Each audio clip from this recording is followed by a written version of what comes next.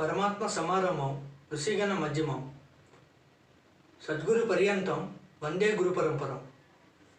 ఆదేశ్. జై మహాకాల్. మన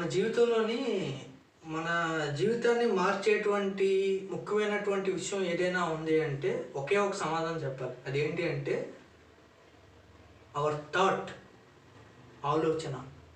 మన ఆలోచన తాలూకా ఇంప్లిమెంట్ అంటే మనం దాన్ని పనిలో పెట్టడం, ఈ రెండు మాత్రమే మన జీవితాన్ని నిర్దేశిస్తాయి. మన గెలుపుకి కారణం అవుతాయి, మన ఓటమికి అవే కారణం అవుతాయి. సరైనటువంటి ఆలోచన అన్నది చాలా చాలా ముఖ్యం. అందుకే మనకి ఒక శతకర్త ఒక మాట చెప్పారు, తలుకు బెలుకు రాళ్ళు తట్టుడేలా నిక్కమైన మంచి నీలం ఒకటి చాలు అనేసి. సో యూజ్ఫుల్ అయినటువంటి ఒకే వజ్రం లక్షల మెరుపురాళ్ళ కన్నా అయినటువంటిది. అదేవిధంగా ఒక సరైన ఆలోచన మనకి ఎన్నో అంశాలలో మన గెలుపుకి కారణం అవుతుంది. అది ఏ ఆలోచన సరి అయినది అనే విషయమే ఇక్కడ మనకి క్వశ్చన్ మార్కు. దాన్ని మనం ఏ విధంగా చేయాలి, ఏ విధంగా ఆలోచన మనం పసిగట్టాలి, మనకి లక్షల ఆలోచనలు ఫ్లోటింగ్ వస్తూ ఉంటుంది. వాటిలో ఏ ఆలోచన మనం గ్రాస్ప్ చేయాలి, ఏ ఆలోచన మనం పట్టుకోవాలి అనేటువంటి అంశాన్ని మనం తెలుసుకోవాల్సినటువంటి అవసరత ఎంతైనా ఉందని మనం గమనించాలి. ఇక్కడ ఒక విషయాన్ని మనం గమనించుకోగలిగితే మనకి ఆలోచన అంటే ఏదైనా ఒక అంశం గురించి మనం ఆలోచించేటప్పుడు కొన్ని వేల లక్షల కోట్ల ఆలోచనలు వచ్చేస్తూ ఉంటాయి ఒక ప్రవాహంలాగా. దాంట్లోని లింక్ అయినవే ఉంటాయి, నాన్ లింక్వి ఉంటాయి, సింక్ అయినవే ఉంటాయి, నాన్ సింక్ అయినవి ఉంటాయి, రిలేటెడ్ ఉంటాయి, నాన్ రిలేటెడ్ ఉంటాయి. సో వీటన్నిటిలోకి మనకు ఉపయోగపడి సక్సెస్ ఇచ్చేటువంటి ఆలోచన ఒకే ఒక ఆలోచన అయి ఉంటుంది. మనం ఆ ఆలోచననే మనం పికప్ చేయగలగాలి, ఆ ఆలోచననే మనం పట్టుకోగలగాలి, ఆ ఆలోచననే మనం ఇంప్లిమెంట్ చేయగలగాలి. అది ఏ విధంగా ఆ ఆలోచన మనం పికప్ చేయాలి అనేటువంటి అంశం కోసం కాస్త ఒక చిన్న వివరణ కోసంతో మనం ఈ ప్రోగ్రామ్ని చూద్దాం. అదేంటి అంటే ఇక్కడ ఒక విషయాన్ని గమనించండి. ఫస్ట్ ఏ ఆలోచన మనకి గెలుపు వైపు తీసుకెళ్తుంది, మనకు సక్సెస్ ఇస్తుంది అనే విషయం మనం తెలుసుకోవాలి అంటే ముందుగా మనం ఒక విషయాన్ని గమనించాలి. అదేంటి అంటే వాట్ ఈజ్ ద సిచ్యువేషన్. అంటే ఆ ఆలోచన ఏ పనికి, ఏ అవసరం నిమిత్తం ఆ సిచ్యువేషన్ ఏంటి అన్నది మనకు ముందు స్పష్టత ఉండాలి. చాలామందికి పనులు చేసేస్తారు తప్ప, కానీ ఆ పనుల మీద ఒక స్పష్టత ఉండదు. దానివల్ల ఎన్ని సంవత్సరాలు చేసినా వాళ్ళు దాంట్లో ఎక్స్పర్ట్ అవ్వలేరు. ఒక వ్యక్తి ఒక స్కిల్డ్గా ఎప్పుడు మారగలడు అంటే దాని మీద పూర్తి దృష్టి పెట్టినప్పుడు. సో ఇక్కడ చాలా ముఖ్యం, దృష్టి పెట్టడం చాలా ముఖ్యం. సో ఏం చేస్తున్నామో తెలుసుకోవడం చాలా ముఖ్యం. తెలియడం వేరు, పూర్తిగా దాని మీద పూర్తి అవగాహన కలిగి దాని గురించి పూర్తి సమాచారం పరిశీలనాత్మకంగా మన దగ్గర ఉండటం, అనుభవం ఉండటం వేరు. అలా ఉండాలి. అంతే తప్ప ఏం చేస్తున్నాం అంటే ఏం చేస్తున్నాం.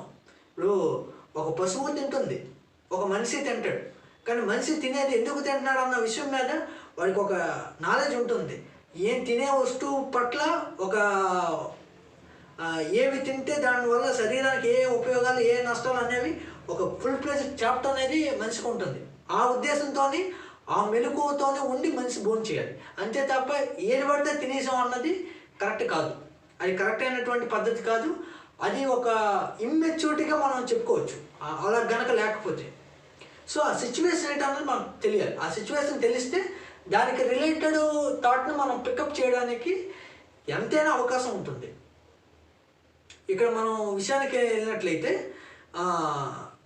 ఎప్పుడైతే మనకి ఆ సిచ్యువేషన్ ఏంటన్నది తెలిస్తే ఆటోమేటిక్గా నాన్ సింక్ సిచ్యువేషన్ సంబంధించిన ఆలోచనలన్నీ పక్కన పెట్టవచ్చు.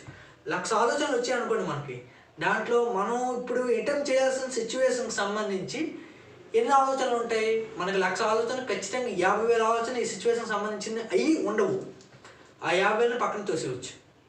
మనకి ఈ సిచ్యువేషన్కి అవసరం ఉంది కదా, కావాలి. లేనివని మనకెందుకు టైం వేస్ట్ దానికోసం ఆలోచించి. ఆ ఆలోచనలు మళ్ళీ ఇంకొక 100 ఆలోచనలు వస్తాయి మనకి. సో ఈ సిచ్యువేషన్కి పూర్తిగా సూట్ అయ్యేటువంటి సింక్ అయ్యేటువంటి ఆలోచనలు తీసుకోవాలి. ఎన్ని ఉంటాయి? ఆ అన్ని ఆలోచనలు ఒక 50% మాత్రం ఉంటాయి. ఆ 50% ఇప్పుడు మనకి దీనికి రిలేటెడ్గా ఉండేవి. సో వాటిని తీసుకున్న తర్వాత ఈ పర్టికులర్ కండిషన్లోని ఏ ఆలోచనలు మనం ప్రాక్టికల్గా ఇంప్లిమెంట్ చేయగలము, ఏవి ప్రాక్టికల్గా ఇంప్లిమెంట్ చేయలేము అన్నది మనం చూసుకొని కొన్ని ఆలోచనలు పక్కన పెట్టచ్చు. ఇక విషయానికి వచ్చేసరికి ఏంటంటే, మనం ఆలోచించేటప్పుడు మన మైండ్ సాడ్నెస్గా ఉన్నా, డిప్రెషన్లో ఉన్నా, యాంగ్జైటీలో ఉన్నా, అంటే విచారంగా ఉన్నా, ఆందోళనకరంగా ఉన్నా, కృంగుబాటులో ఉన్నా, యాంగ్రీ కోపంగా ఉన్నా, అవుటర్ హెవీ ఇన్ఫ్లుయెన్సెస్ ఏవైనా ఉన్నా సరే వీటన్నిటిలో, అదేవిధంగా బాగా హెవీ పీక్ హ్యాపీనెస్ ఉన్న ఆ టైంలో కూడా ఎప్పుడు మనం నిర్ణయం తీసుకోకూడదు. అందుకే మనకి లోకంలో ఒక సామెత ఉంది, కోపంలోని ఆనందంలోని ఎప్పుడు నిర్ణయం తీసుకోకూడదు. అంటే ఆనందంగా ఉన్నప్పుడు మాట ఇవ్వకూడదు. అప్పుడు ఏం మాట ఇస్తామో మనకే తెలియదు. మరి ఆ మాట మనం నిలబెట్టుకోవాలి కదా. నిలబెట్టుకోలేని సంగతి పక్కన పెట్టండి, అది వేరే సంగతి. నిలబెట్టుకోవాల్సి వస్తే ఇబ్బంది. అదేవిధంగా కోపంలోని ఎదుటోడి పట్ల రూడ్గా డెసిషన్ తీసుకోకూడదు. ఎందుకు అంటే ఆ కోపంలో మనం ఏం చేస్తామో మనకే తెలియదు. ఒక 10 నిమిషాలకో, గంటకో, ఒక రోజుకో కోపం తగ్గిపోద్ది. అరే అలా చేసి ఉండకూడదే అని అప్పుడు బాధపడతాం. దానివల్ల ఉపయోగం లేదు. ఎందుకంటే అప్పటికే చేయి కాలిపోయింది కదా, మళ్ళీ అప్పుడు ఆకులు పట్టుకున్న ఉపయోగం ఉండదు.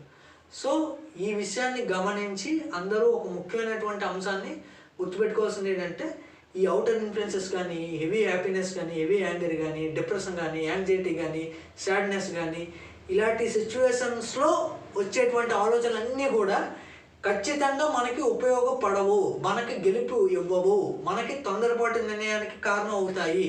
తొందరపాటు నిర్ణయాలన్నీ కూడా 100కి 101% ఫెయిల్యూర్ అవడానికి అవకాశాలు ఉన్నాయి. అందుకే వాటన్నిటిని పక్కకు తోసేద్దాం. అప్పుడు ఈ సిచ్యువేషన్కి లింక్ అయ్యేటువంటి ఆలోచనలు కొన్ని పక్కకి వెళ్ళిపోతాయి. ఎందుకంటే అవన్నీ ఇవి ఎమోషన్స్లో వచ్చినవి, మనకు కావాల్సిన ఎమోషన్ కాదు. పర్టికులర్ వర్క్ ప్రోగ్రెస్ అన్నది అటెంప్ట్ అవటం, దానికి ఎమోషన్కి సంబంధం లేదు. అది గుర్తుపెట్టుకోండి. Emotion is different, emotion taluka influences is different. అవి లేకుండా మీరు వర్క్ చేయగలగాలి. ఏదో పీకేద్దామని బయలుదేరిపోకూడదు. సో ఎందుకు చేస్తున్నామో తెలియాలి. ఆ సిచ్యువేషన్ మీకు క్లియర్గా అర్థం అవ్వాలి. దాన్ని మీరు కరెక్ట్గా ఇంప్లిమెంట్ చేసుకుంటూ వెళ్ళాలి. ఆటోమేటిక్ మీకు సక్సెస్ అనేది వస్తుంది. ఎవరికోసం కాదు, సక్సెస్ అయిన వాళ్ళు ఎవరు కూడా మనకంటే గొప్ప వాళ్ళు కాదు. గుర్తుపెట్టుకోండి, వాళ్ళు ఏ విధంగా అయ్యారో మనం అవుతాం.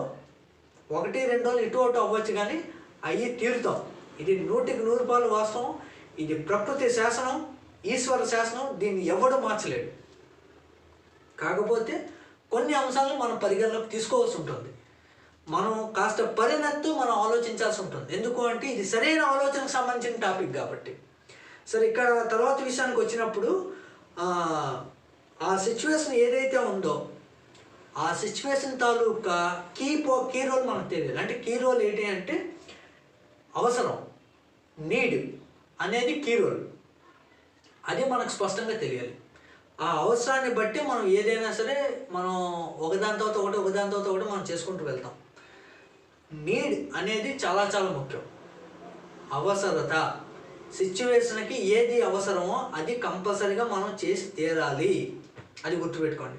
ఇక్కడ మనం ఒక ముఖ్యమైనటువంటి విషయానికి వచ్చినట్లయితే, ఈ అవసరతని అంటే ఈ సిచ్యువేషన్కి ఏదైతే అవసరత ఉందో ఆ అవసరతని తీర్చడానికి వనరులు ఏమున్నాయో మనం చూసుకోవాలి. అంటే సోర్స్ ఏవైతే ఉన్నాయో అవి మనం చూసుకోవాలి.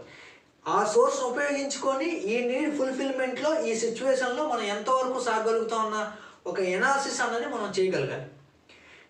ఈ ఎనాలిసిస్ని మనం self analysis of the situation కింద మనం చూసుకున్నట్లయితే కొన్ని ముఖ్యమైన అంశాలను మనం చూడాలి. ఇప్పుడు అదేంటి అంటే, మొట్టమొదటిది డిస్కషన్, రెండవది ఎక్స్పర్ట్స్ ఒపీనియన్, మూడవది single sitting in dark room, నాలుగవది స్వాట్ అనాలిసిస్, ఇక్కడ మొట్టమొదటి మనం చూసుకున్నట్లయితే డిస్కషన్.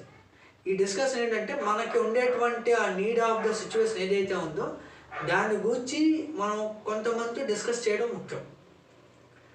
అది డిస్కషన్ అంటే వాళ్ళ తాలూకు ఒపీనియన్స్ తీసుకోవాలి. రెండోది ఏంటంటే ఈ సిచ్యువేషన్తో బాగా అనుభవం ఉండి ముందుకెళ్ళి ఎక్స్పర్ట్ అయినటువంటి ఎక్స్పర్ట్స్ తాలూకు ఒపీనియన్ కూడా మనం తీసుకోవాల్సి ఉంటుంది.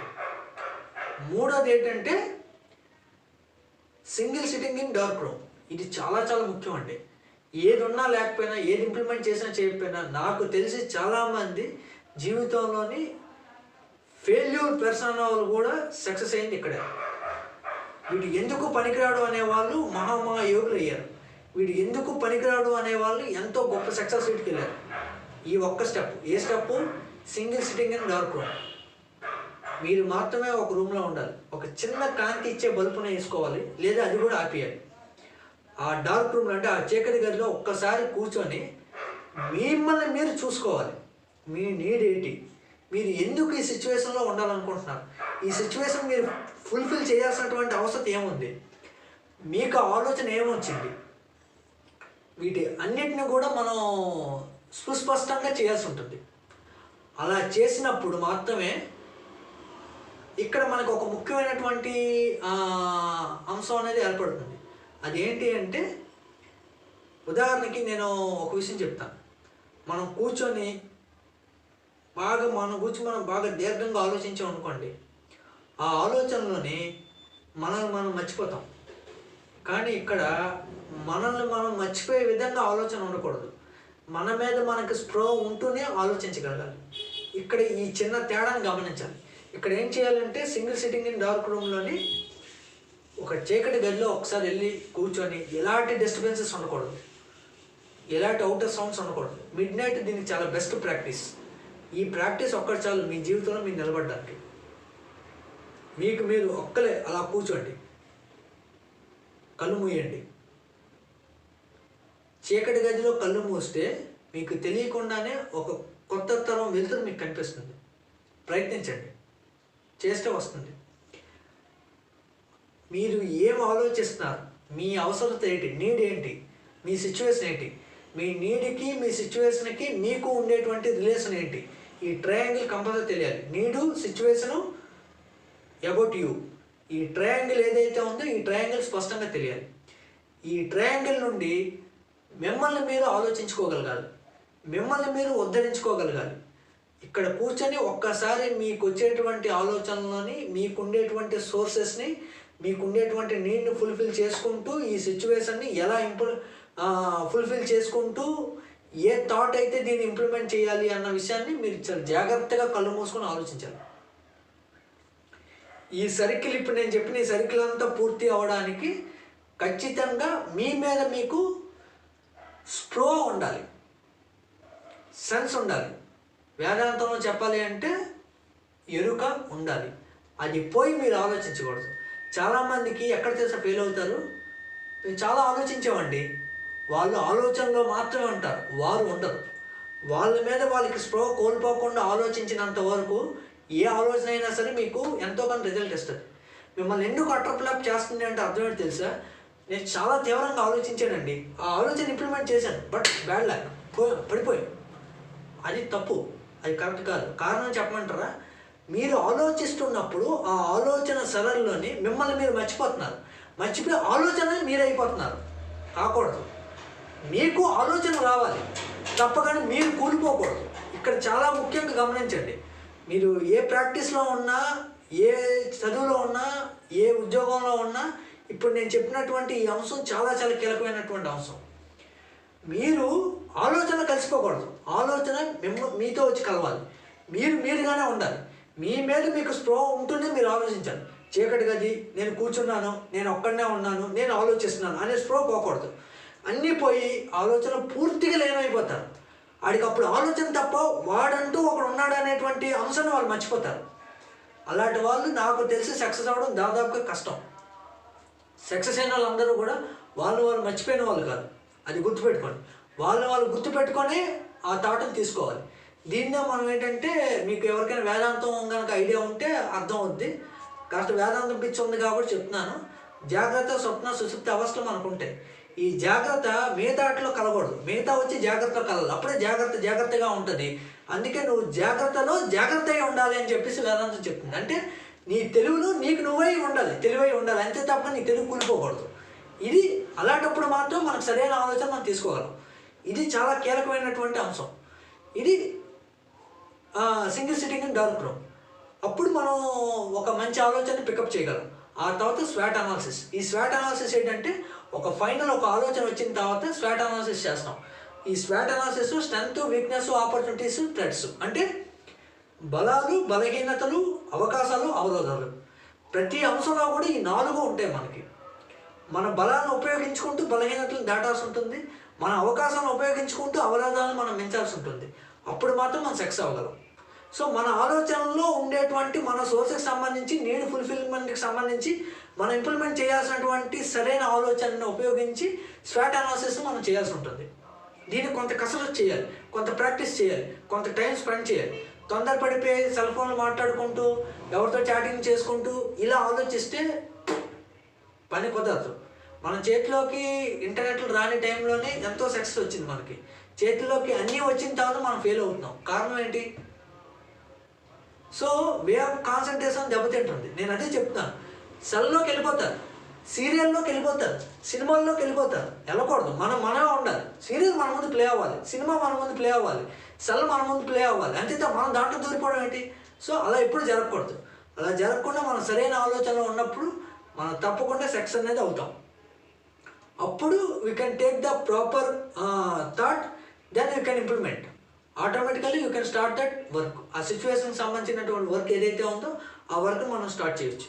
ఇకపోతే ఈ ఆలోచన పరంపర ఏదైతే ఉందో ఈ ఆలోచన పరంపరను మనం ఆపాలి. ఎందుకంటే చాలామందికి ఈ ఆలోచన తాలూకా పరంపర, ఈ ఆలోచన కంటిన్యూగా వెళ్ళటం వల్ల అనేకమైనటువంటి డిస్టర్బెన్సెస్ అనేవి వస్తాయి. ఇక్కడ మనం ఆలోచనలు ఆపాలి అంటే కొన్ని టెక్నిక్స్ ఉన్నాయి, వాటిని మనం ఫాలో అవ్వాలి. మీరు ఎవరైనా మాస్టర్స్ ఎవరైనా కలిస్తే వాళ్ళు మీకు చెప్తారు. ఇక్కడ ముఖ్యంగా మనం గమనించాల్సింది ఏంటంటే ఆలోచన ఎక్కడి నుండి అయితే వస్తుందో, ఆలోచనకి మూలం ఏదైతే ఉందో, ఆలోచన మొదలవ్వడానికి మూల కేంద్రం ఏదైతే ఉందో అక్కడికి వెళ్ళి ఇలా నొక్కాలి. స్విచ్ నొక్కితే ఆగిపోద్ది. అదే అక్కడికి ఎలా వెళ్ళి నొక్కుతామండి, అక్కడికి వెళ్ళి నొక్కాలి. సో ఇక్కడ మనం ఒక విషయాన్ని గమనించాలి. ఈ ఆలోచన పరంపరకి కారణం ఏంటి అన్నది మనం చూసుకోవాలి. ఆ కారణానికి బేస్ ఎక్కడైతే ఉందో అదే ఈ ఆలోచనకి బేస్. దాన్ని కనుక మనం కాన్సన్ట్రేషన్ చేస్తే ఆటోమేటిక్గా ఆలోచన తాలూకా ఫ్లోటింగ్, ఈ వరద ఏదైతే ఉందో ఈ ఆలోచన వరద అనేటువంటిది రాకుండా అవుతుంది, నెమ్మదిస్తుంది. సో ఇది మనకి నది అన్నది నదిలా వెళ్ళాలి. అప్పుడు మనం ఆ వాటర్ని వాడుకుంటాం. వరదలా వస్తే ఇంకా వాటర్ని మనం వాడుకోవడం ఏంటి, అదే మనం వాడుకుని లాక్కి వెళ్ళిపోద్ది. సో ఎప్పుడు అలా ఉండకూడదు.